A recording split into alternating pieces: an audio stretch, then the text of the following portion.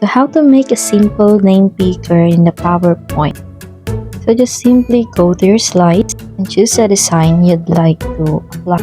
Pero this time, I won't be using any design from the PowerPoint, but I'll be copying one from the internet. So nag-search lang ako ng design dito na pwede natin magamit for the name picker that we will be using or we will be doing in the PowerPoint. Hanap lang ako ng design na pwede natin gamitin.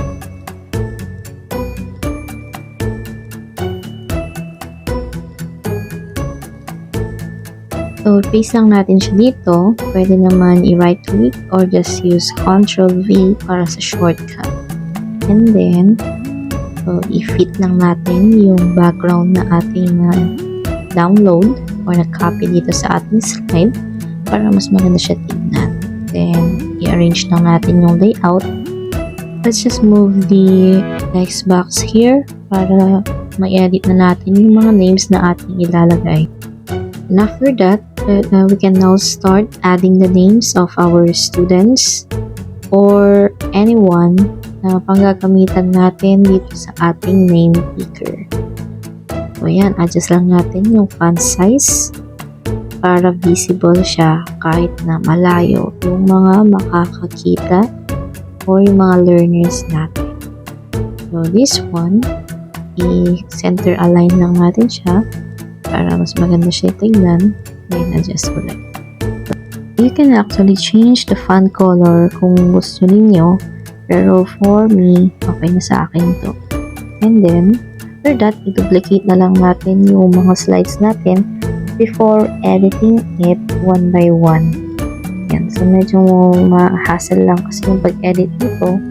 But it would turn good naman pag natapos natin. We can now edit the name of our student by simply pressing Ctrl-A para ma-highlight yung buong pangalan at ma-edit natin. So, let me just do this quickly para makapag-proceed na tayo sa next step.